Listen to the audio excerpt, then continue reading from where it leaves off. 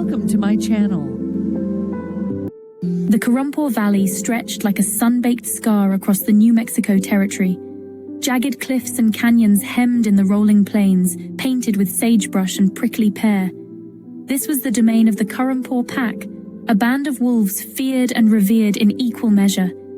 The air hummed with the unseen life of the wild, the scurry of lizards, the rattle of a diamondback, the distant cry of a hawk circling overhead. Here, under the vast, unending sky, roamed a legend in his own time, Lobo, the king of the Currumpore. The land pulsed with a raw, untamed energy. It was a land of resilience, a land of survival, where life and death danced a delicate ballet each day. The Currumpore Valley was more than just a home for Lobo. It was an extension of himself, a testament to his strength and dominion. Lobo was no ordinary wolf. Larger than his brethren, with fur the color of sun-bleached bone, he possessed an almost supernatural cunning. His howl, a deep, resonant sound that seemed to echo the very soul of the wilderness, sent shivers down the spines of those who heard it. From a young age, his intelligence and strength marked him for greatness. He rose through the ranks of the pack, his emerald eyes reflecting a sharp intellect and an iron will. He quickly became the undisputed leader, his rule marked by both wisdom and ruthlessness. He led his pack with an iron paw, but also with a deep understanding of the delicate balance of nature. Lobo was a force to be reckoned with, a symbol of the wild and untamed spirit that ran through the veins of the Currumpore. Lobo's prowess as a hunter was legendary. He could sense the slightest tremor in the earth, the faintest scent on the wind.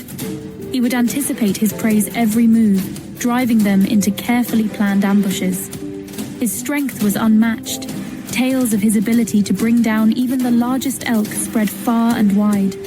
Ranchers whispered his name with a mix of fear and grudging respect. Lobo was not driven by bloodlust, but by an innate understanding of the natural order. He took only what his pack needed to survive, leaving the rest to nourish the cycle of life and death in the Currumpore. His cunning was not cruelty. It was survival honed to a fine art in the crucible of the wild. The expansion of human settlements into the Currumpore brought Lobo into direct conflict with the ranchers, who now claimed the land as their own. To Lobo, their cattle, grazing in what was once his territory, were easy prey. He led daring raids, picking off stragglers and sometimes decimating entire herds. The ranchers, their livelihoods threatened, saw him as a ruthless killer, a menace that needed to be eradicated. Lobo's attacks were never random or driven by malice.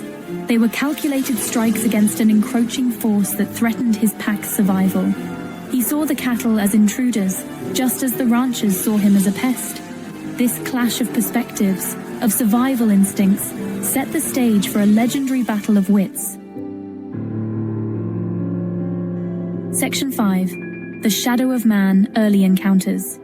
The ranchers, desperate to stop Lobo's raids, employed increasingly sophisticated traps and poisons. But Lobo, with his uncanny intelligence, seemed to anticipate their every move.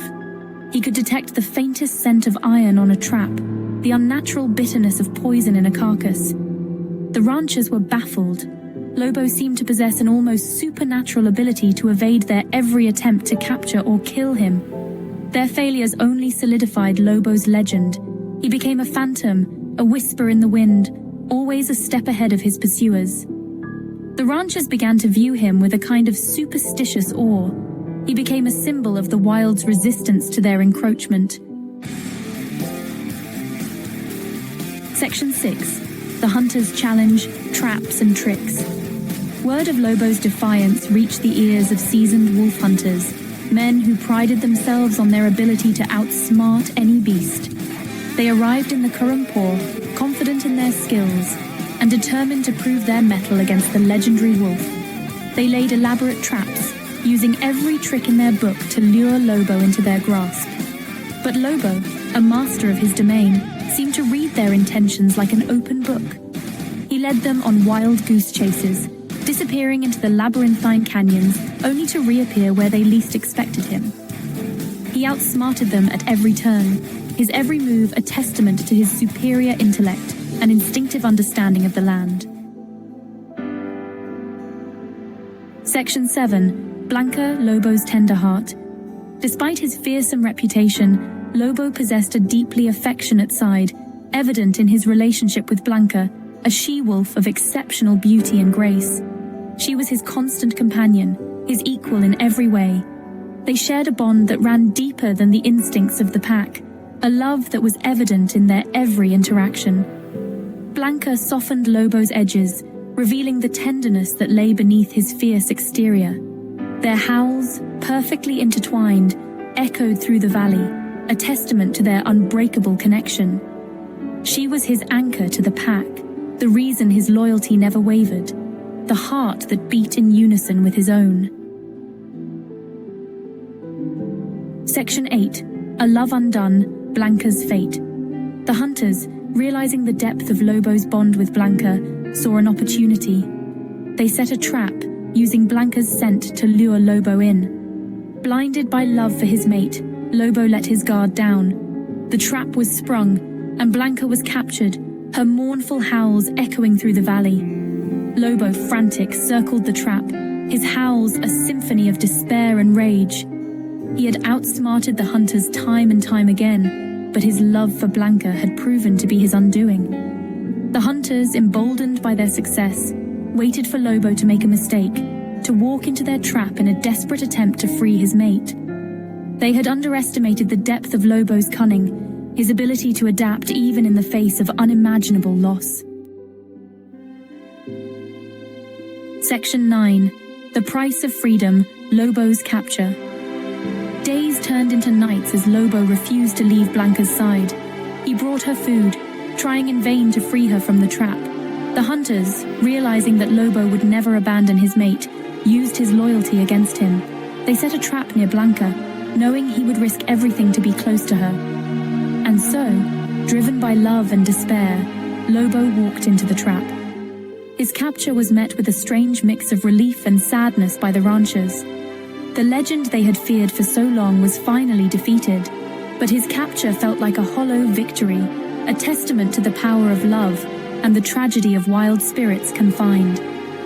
Lobo's capture was not a defeat, but a sacrifice. He had chosen love over freedom, loyalty over his own well-being. The once proud king, now confined, became a symbol of the wild spirit subdued, a stark reminder of the price of progress. Section 10. Legacy of the King, Lobo's Enduring Spirit. The ranchers, initially planning to kill him, were moved by Lobo's devotion to Blanca. They could see the pain in his eyes, the sorrow in his posture.